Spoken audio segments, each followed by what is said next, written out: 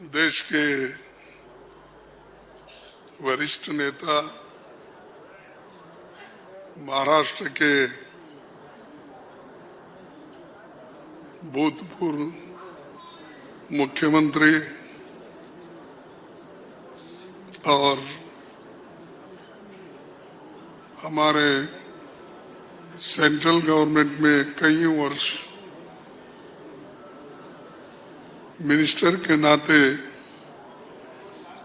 जो काम किए, मुझे भी सहयोग मिला उनके साथ काम करने का। 2009 से 2014 तक ऐसे एनसीपी के नेता श्री शरद पवार जी, जो कांग्रेस पार्टी की संगठना यहाँ पर जो कर रहे हैं, हमारे सीनियर लीडर श्री रमेश चेन्निताला जी, वो दिखने में अभी भी बहुत यूथ कांग्रेस के नेता जैसे दिखते हैं, लेकिन वो 70 पार किए हैं। उनको देखते ऐसा मालूम नहीं होता। और उनका अनुभव भी स्टूडेंट्स यूनियन से लेकर राष्ट्रीय जनरल सेक्रेटरी, वर्किंग कमेटी के मेंबर के नाते काम किए हैं। ऐसे एक नेता को हमने महाराष्ट्र के लिए चुनकर डाले हैं। उसका उद्देश्य यही है कि जो कांग्रेस पार्टी के ग्रास रूट वर्कर्स के साथ काम किए हैं, उन्हीं लोगों को यहाँ महाराष्ट्र का इंचार्ज बनाना जरूरी है। ये समझ के मैंने ये निर्णय लिया और सोनिया गांधी जी का भी हमको परमिशन मिला। राहुल गांधी जी के साथ भी हमने बात करके आज वो एक संगठन को मजबूत करने के लिए और नाना पटोले और कांग्रेस पार्टी के सभी नेताओं के साथ कोऑपरेट करके पार्टी को मजबूत बनाने का काम वो कर रहे हैं। और आप लोगों को मालूम है वो केरला से आते हैं, जहां पर हमारी पार्टी केडर बेस्ड है, उसका लाभ आपको मिलेगा। दूसरा, नाना पटोले पीसीसी के अध्यक्ष हैं, आप सभी जानते हैं। उनकी इंट्रोडक्शन मेरे के लिए नहीं है। मैं सिर्फ यही कहना चाहता हूं कि उन्होंने भी कांग्रेस पार्टी को जान भर दी है और सब लोग मिलके काम कर रहे हैं। और सुशील कुमार शिंदे जी, जो हमारे वरिष्ठ नेता हैं और कईयों दिन से हर पद पे वो काम किए हैं, एक अध्यक्ष के नाते, गवर्नर के नाते, चीफ मिनिस्टर के नाते, सेंट्रल गवर्नमेंट में होम मिनिस्टर के नाते, हर पद उन्होंने उनको मिला है और उसमें अच्छी कामयाबी करके उन्होंने महाराष्ट्र का नाम रोशन किया है। पृथ्वीराज चव्हाण जी, जो हमारे एक्स चीफ मिनिस्टर हैं और वरिष्ठ नेता हैं, वो भी उपस्थित इस मंच पे हैं। और मुकुल वासनिक, जो बचपन से कांग्रेस के साथ जुड़े हुए हैं, विद्यार्थी जीवन से लेकर अब तक वो काम कांग्रेस पार्टी में एक क्रियाशील नेता के रूप में वो अपनी पूरी शक्ति लगा के पार्टी को मजबूत बना रहे हैं और ऑल इंडिया में भी वो अपनी छवि रखते हैं। बाला साहेब थोरात है जो बहुत कम तो नहीं बोलते, लेकिन बहुत ये माइल्ड बोलते ना, क्या बोलते, बहुत ही, हाँ, एक जोर जोर से नहीं बोलते, लेकिन जो कुछ बोलना है ठोस बोलते हैं। तो अब वो वर्किंग कमेटी मेंबर भी, हाँ, central working committee member, Congress working committee central की जो 35 लोग रहते हैं उनमें वो एक है। और जिसको पहले हमने बनाया था वो भाग गया, इसीलिए हमको उनसे भी अच्छा आदमी लाने के लिए हम कोशिश किए। इसीलिए मैं पवार साहब से विनती करता हूँ, जरा संभालिए, आप उनको जो कुछ बोलना है कान में हमेशा बोलते जाइए, लेकिन सब मिलके काम करना है और मिलके हमको चलना है। इसके बाद में विजय वडेट्टीवार, वो हमेशा लड़ने की क्षमता रखते हैं और वो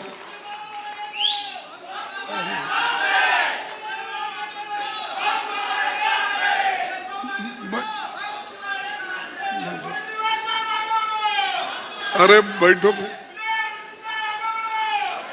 बैठो, मैं बोले सो गलती हुआ क्या?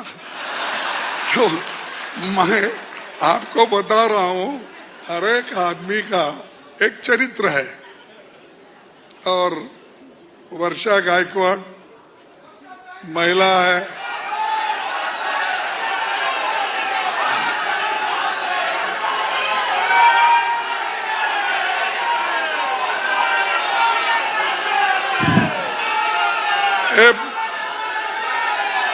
अरे बैठो भाई, नहीं तो देखो, अगर आप ऐसा गड़बड़ करते रहे, शांति के साथ नहीं बैठेंगे, मुझे मेरे भाषण को बंद करना पड़ेगा। सुनो, आप सुनने के लिए आए, स्लोगन ये बाहर करो ना।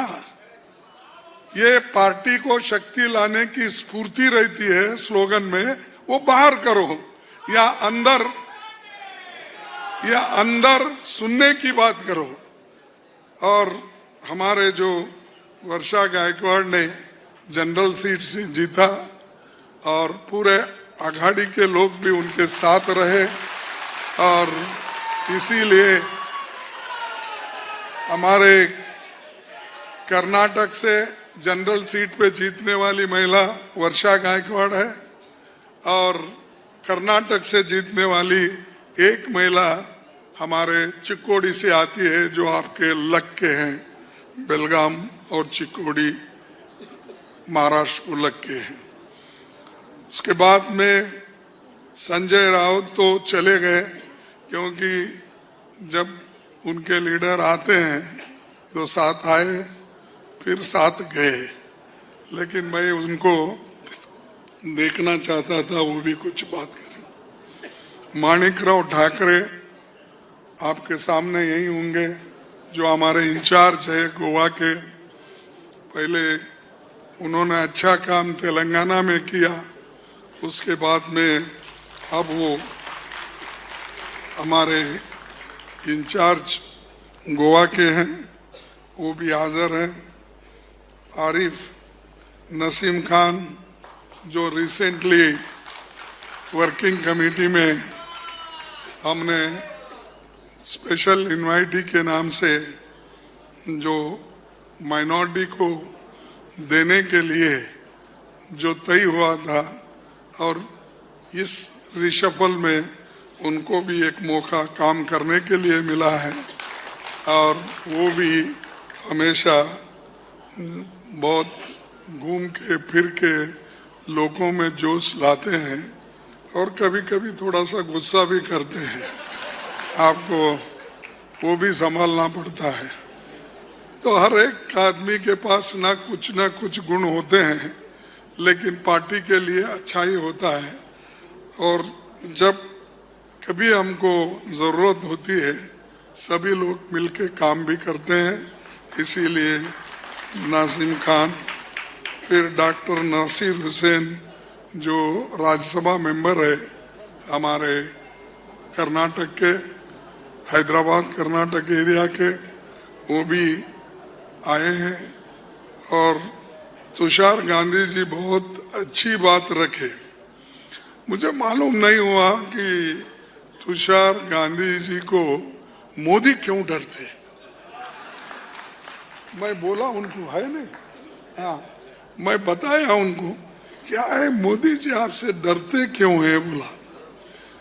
तो हमारी एक मीटिंग थी जो गांधी स्मारक, जो एक उस ट्रस्ट से हम गांधी के आइडियोलॉजी पे बात, जो अच्छे विचार रखकर उसका प्रचार करते हैं, या उस तत्व के ऊपर जो जिनका गहरा अभ्यास रहता है उनको वो प्राइज दिया जाता है।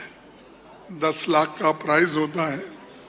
तो उसमें अपोजिशन लीडर मेंबर रहता है। तो मैं 2014 के और 19 के बीच में जो एक उसका मेंबर था, तो उसमें हमारे गोपाल कृष्णा जी भी मेंबर थे, गोपाल गांधी जी, तो वो भी मेंबर थे। हम तीनों लोग बैठे थे। एक तरफ हमारे मोदी साहब, एक तरफ मैं और एक तरफ वो गोपाल गांधी बैठे थे। तो वो पूछ रहे थे कि जरा गोपाल गांधी जी आप जरा वो तुषार गांधी को बोलिए क्यों ऐसा मेरे खिलाफ लिखता है, हर जगह बोलता है, ये जरा उनको संभाले। तो उन्होंने बोले अरे उसका इंडिविजुअल व्यक्तित्व है, मैं कैसा उसको बोल सकता हूँ, उन्होंने कहा। तो इसीलिए अगर डरता है मोदी सबसे ज्यादा एनजीओस में या सोशल वर्करों में, ये गांधी से डरता है। ऐसा तो हर गांधी से डरता है, लेकिन तुमसे भी डरता है। और ऐसे तुषार गांधी जी, चंद्रकांत धांडोरे जो हमारे मेंबर हैं वर्किंग कमेटी के, उसके बाद राज्यसभा मेंबर भी है, और वो अपने आप को बड़े लक्की साबित हो गए। गिर गए, फिर उठ गए, फिर गिर गए, फिर उठ गए। तो बहुत उनको भी उनका काम देखकर आखिरी में कांग्रेस पार्टी उनको राज्यसभा मेंबर भी बनाई है। वो भी हमको मजबूत करने में अपना हाथ बटाएंगे। अलका लांबा ये तो दिल्ली से आए हैं महिला, तो इसके लिए, और यहाँ पर जो चाइल्ड रेप का एक एजिटेशन चल रहा है, उसी लिए वो यहाँ पर आए हैं। उसके बाद में यशोमती ठाकुर, उन्होंने भी बड़े जबरदस्त है। जब आप उसको माइक देंगे, उन्होंने भी सबको अपने बातों से ही सबको उड़ा देंगे। और प्रणति शिंदे, वो बात करते हैं सोच समझ के, और उन्होंने भी महिला के ओर से अपनी बात हमेशा रखती है। मैं 2-4 बार देखा जब हमारी पार्लियामेंट की पार्टी होती है, जिसमें जब कोई अगर बोलता है महिला कैसी टीते मिले उधर, उसी वक्त ताली बजाती, बाकी के वक्त नहीं बजाती। यानी महिलाओं के लिए ये लोग लड़ने हैं। और हमारी पार्टी में यशोमती ठाकुर हो, प्रणति हो, और भी है बहुत से, लेकिन इस मंच पर मैं बहुत ज्यादा इन्हीं का नाम लेते बैठा तो मेरी बात रह जाएगी। और मंच पर बैठे हुए सभी नेतागण और जितने भी खासदार है, आमदार है, हॉल में उपस्थित बहनों और भाइयों और मीडिया के मेरे दोस्तों, तो ये सभी पार्टी के हमारे खंबे हैं, इसको मजबूत से रखना है और सभी लोग हमको काम करना है। और खासकर मैं महाराष्ट्र के इतिहास को थोड़ा कुछ जानता हूं। महाराष्ट्र की इस पुण्य धरती को मैं नमन करता हूं। यहाँ पर छत्रपति शिवाजी महाराज, लोकमान्य तिलक, गोखले और जो सामाजिक सुधारक महात्मा ज्योतिबा फुले, सावित्रीबाई फुले और बाबा साहब अम्बेडकर जैसे महान नायकों की ये धरती है। संतों में संत ज्ञानेश्वर, संत नामदेव, संत तुकाराम, संत एकनाथ जैसे महान हस्तियों की ये जगह है।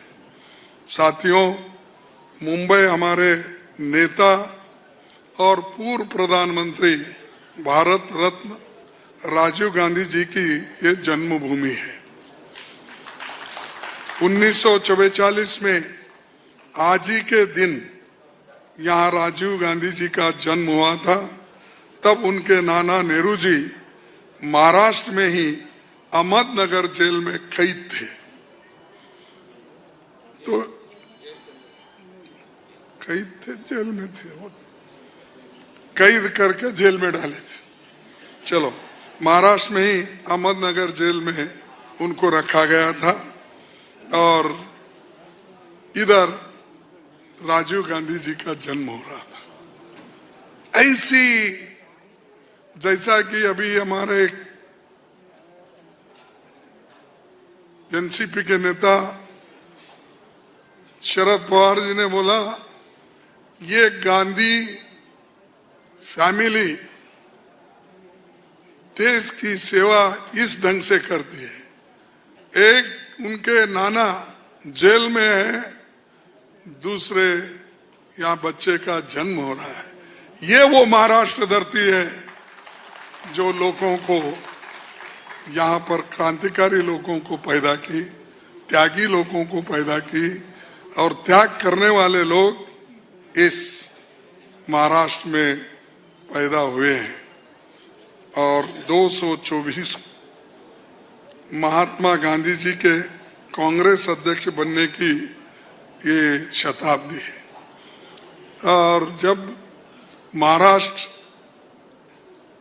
और एक था, बेलगाम महाराष्ट्र जिले में ही था, महाराष्ट्र स्टेट में था, मुंबई स्टेट में, तो गांधी जी का जो अध्यक्ष बने थे 1924 में, वो बेलगाम में उन्होंने अध्यक्ष पद स्वीकारा था। वो एक ही बार अध्यक्ष बने, वो भी महाराष्ट्र में, अब जो कर्नाटक में है। इसीलिए हम कर्नाटक वाले बोलते हैं हमारे पास ही हुआ है गांधी जी। तो ये ऐसा इस महाराष्ट्र का इतिहास है और बहुत बड़ा लंबा इतिहास है। पॉलिटिकल हो और सामाजिक हो, हर फील्ड में, हर पहलुओं में महाराष्ट्र के लोग काम किए हैं और दूसरों को भी मदद करने की यहाँ भावना है। कोई भी बोलता अगर बेकार आदमी है, भाई बंबई जाएंगे तो भूखे नहीं मरेंगे, ये कहावत है। इसीलिए तो बंबई इतना बड़ा है कि मैं समझता हूँ मोर और लेस 2 करोड़ के नजदीक आया होगा पॉपुलेशन। हाँ, इतने लोग आते हैं, बसते हैं, वो विभिन्न भाषा के लोग हैं, विभिन्न जाति के लोग हैं, विभिन्न धर्मों के लोग हैं, लेकिन एक होकर यहाँ पर जो देश के लिए भी काम कर रहे हैं और देश के आर्थिक परिस्थिति को भी ऊपर उठाने का काम महाराष्ट्र ने किया है। और राजीव जी यहाँ के जो यहाँ पैदा होने के बाद इन्होंने कहा कि यहाँ पर हम उनका जन्मदिन मना रहे, मनाने के लिए आप भी आ सकते हैं और शरद पवार जी हैं, उद्धव ठाकरे जी भी आएंगे। तो मैं फौरन मान लिया, क्योंकि दूसरे पार्टी के नेतागण भी आ रहे हैं और मुझे जाना उचित होगा, इसीलिए मैं आपके दर्शन के लिए यहाँ पर आया। साथियों, राजीव जी के नेतृत्व में देश के संसदीय इतिहास में सबसे ज्यादा सीट 415 सीट मिले। और ये हमेशा बोलते हैं, कौन? मोदी जी, इस बार 400 पार। लेकिन महाराष्ट्र ने ऐसा झटका दिया तो मोदी को तड़ी पार कर दिया। और अब वो अपने बलबूते पे, अपने पैरों पे नहीं ठहरे। उनकी सरकार अब उसको 2 टांग लग गए हैं, मोदी को 2 टांग लग गए, एक टीडीपी और दूसरा जेडीयू। तो अगर वो दोनों टांग निकल गए, मोदी चल भी नहीं सकते, फिर भी नहीं सकते, काम भी नहीं कर सकते। ये माइनॉरिटी गवर्नमेंट है, लेकिन हमेशा भाषण में बोलते थे मोदी है तो सब मुमकिन है। फिर कहा 400 गए भाई तुम्हारे? मुमकिन था ना। तो ये घमंड से बात करते हैं, बड़े बड़े, इनको इतना घमंड है शायद किसी और को नहीं। 415 सीट आने के बाद राजीव गांधी जी चुपचाप बैठकर अपना काम करते हैं, डेवलपमेंट करते हैं। उनके जमाने में 11 प्रोजेक्ट इस देश में ऐसे लाए जो सबके भलाई के लिए लाए, चाहे वो कंप्यूटर हो, मोबाइल हो, रूरल डेवलपमेंट में हो, और जरे हमारे महिलाओं को जो आरक्षण पंचायत राज में दिया, वो किसकी देन है? राजीव गांधी की देन है। और युवाओं के लिए बहुत बातें करते हैं बीजेपी वाले। विवेकानंद का जो जन्मदिन जिसने मनाया, वो राजीव गांधी ने मनाया।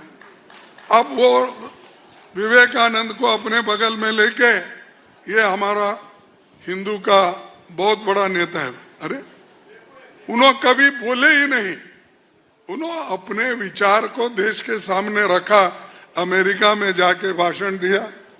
लेकिन ये लोग अब उनके, लेकिन तुमसे पहले राजीव गांधी जी ने उनका जन्मदिन मनाने के लिए सब तरफ काम किया और युवाओं में शक्ति भरने के लिए, स्फूर्ति लाने के लिए विवेकानंद जी का जन्मदिन मनाने का उन्होंने पूरा बीड़ा उठाया। और ये सिद्धांत के लिए और डेमोक्रेसी को ठीक रखने के लिए उन्होंने एंटी डिफेक्शन लॉ लाया। और एंटी डिफेक्शन लॉ लाने के बाद लोगों को एक स्थिरता, स्टेबल गवर्नमेंट मिलेगी, ये समझ के उन्होंने किया। लेकिन मोदी तो या उनके पार्टी के लोग बहुत बातें करते हैं, लेकिन सब सरकारें तोड़ी, ये मोदी सरकार, मोदी और बीजेपी ने तोड़ी। महाराष्ट्र में किसने तोड़ा? उन्होंने ही तोड़ा। कर्नाटक में किसने तोड़ा? उन्होंने ही तोड़ा। मणिपुर में किसने तोड़ा? उन्होंने ही तोड़ा। उत्तराखंड में हमारी जब सरकार थी, उसको कौन निकाला? उन्होंने ही निकाला। गोवा में था, मध्य प्रदेश में, कर्नाटक में, कितने उदाहरण दूं। और ये अपने आप को चैंपियन बोलते हैं कि हम लोकतंत्र के रक्षणदार है, संविधान के, और जो संविधान के रक्षक है, ऐसा बड़ी बड़ी बातें बाहर करते हैं। लेकिन यहाँ पर हर एक एमएलए को तोड़ने का, यहां तक कि राज्यसभा मेंबर को तोड़ने का, और अपनी शक्ति बढ़ाने के लिए, आप विचारों के पास कैंडिडेट थे या नहीं मुझे मालूम, शरद पवार साहब के पास से एक को लिए, वो लेते ही फौरन वहां एक उनको राज्यसभा दिए। हमारे पास से एक आदमी भाग कर गया, उस आदमी को भी लिए फौरन राज्यसभा मेंबर बनाए। और एक हमारे महाराष्ट्र मुंबई के नेता थे, वो भी भाग गए, उनको एक राज्यसभा। अरे इतने रेवड़ियां उन्होंने बांटी अपने हुकूमत को टिकाने के लिए, और उनको मेजॉरिटी नहीं थी, 2/3 मेजॉरिटी बनाने के लिए सबको लेते गए। फिर भी चुनाव में इंडिया गठबंधन ने उनको मुंह तोड़कर जवाब दिया और 240 पे उतरे। अरे ये कुवत इस भारतीय जनता की है, हिंदुस्तान के लोगों की कुवत है। डेमोक्रेसी को टिकाने के लिए हमारे लोग मेहनत करते हैं और नीतियां बनाते हैं। जैसा कि जो पब्लिक सेक्टर से लेकर हर चीज हमने बनाई, राजीव गांधी जी ने बनाया, लेकिन इनका कुछ भी नहीं, सब बेचने का काम। हमने जो करके रखा था, पब्लिक सेक्टर्स इतने बड़े बड़े थे, एक एक करके बेच के खा रहे हैं। एयरपोर्ट बेचा, पोर्ट बेचा, और रास्ते बेच रहे टोल लगाकर, रेलवे बेच रहे। और कल के दिन अगर उनको चांस मिला, किसी ने बोला कि हवा को भी कंट्रोल करके टैक्स लगा सकते हैं, तो वो भी करेगा।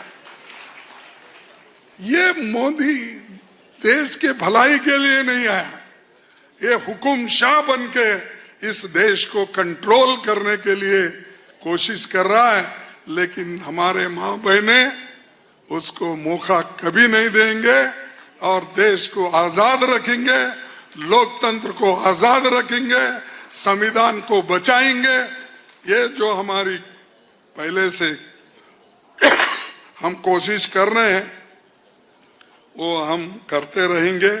और आपका आशीर्वाद जब तक है तब तक इस संविधान को, लोकतंत्र को कोई हाथ नहीं लगाएगा, ये मैं वायदा करता हूं।